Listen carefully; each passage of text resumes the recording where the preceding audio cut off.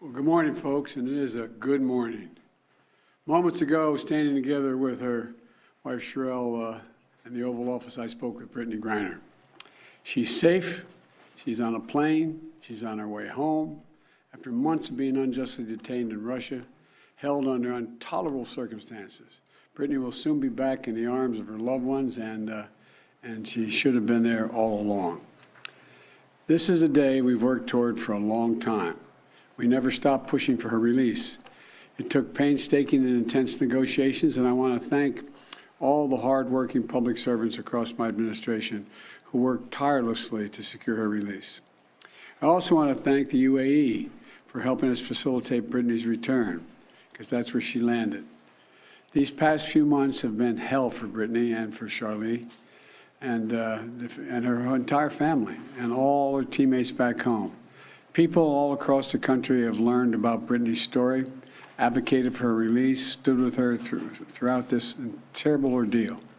And I know that support meant a lot to her family. I'm glad to be able to say that Brittany's in good spirits. She's relieved to finally be heading home. And the fact remains that she's lost months of her life, experienced a needless trauma, and she deserves space, privacy, and time with her loved ones to recover and heal from her time being wrongfully detained. Brittany is an incomparable athlete, a two-time Olympic gold medalist for Team USA. She endured mistreatment in a show trial in Russia with characteristic grit and incredible dignity. She represents the best about America. It is across the board, everything about her. She wrote to me back in July. She didn't ask for special treatment, even though we've been working on a release from the day one. She requested a simple quote, "Please don't forget about me and the other American detainees. Please do all you can to bring us home." We never forgot about Brittany. We've not forgotten about Paul Whelan, who's been unjustly detained in Russia for years. This was not a choice of which American to bring home. We brought home Trevor Reed when we had a chance early this year. Sadly, for totally illegitimate reasons, Russia is treating Paul's case differently than Brittany's. And while we have not yet succeeded in securing Paul's release, we are not giving up. We will never give up. We remain in close touch with Paul's family, the Whelan family, and my thoughts and prayers are with them today. They have to have such mixed emotions today. And we'll keep negotiating in good faith for Paul's release. I guarantee that. I say that to the family. I guarantee you. And I urge Russia to do the same to ensure that Paul's health and humane treatment maintained until we are able to bring him home. I don't want any American to sit wrongfully detained in one extra day if we can bring that person home. My administration has now brought home dozens of Americans who were wrongfully detained or held hostage abroad, many of whom had been held since before I took office.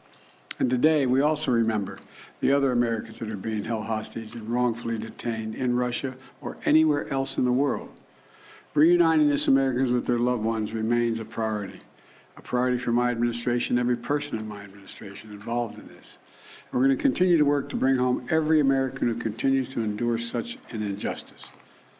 We also want to prevent any more American families from suffering this pain and separation. And I strongly urge all Americans to take precautions, including reviewing the State Department's travel advisories before they travel overseas, which now includes warnings about the risk of being wrongfully detained by a foreign government. Make no mistake about it, this work is not easy. Negotiations are always difficult. There are never any guarantees, but it's my job as President of the United States to make the hard calls and protect American citizens everywhere in the world, anywhere in the world. And I'm proud that today we have made one more family whole again. So welcome home, Brittany. And now I'd like to invite Sherelle to say a few words to you all. Of course, she's not excited at all about this. Sherelle, it's all yours, kiddo. Congratulations again. Thank you. So over the last 9 months, you all have been so privy to one of the darkest moments of my life. And so today I'm just standing here overwhelmed with emotions, but the most important emotion that I have right now is just sincere gratitude for President Biden and his entire administration. he just mentioned this work is not easy, and it has not been. There's been so many hands involved, and so I'd like to take a moment to just specifically mention a few. Vice President Harris, Secretary Blinken, Jake Sullivan, Josh Geltzer from the National Security Council, Roger Cartson and Fletcher, Schoen from the Hostage Envoy's Office. A special thank you to Governor Richardson and Mickey, the Mercury Players, the WNB PA for your advocacy.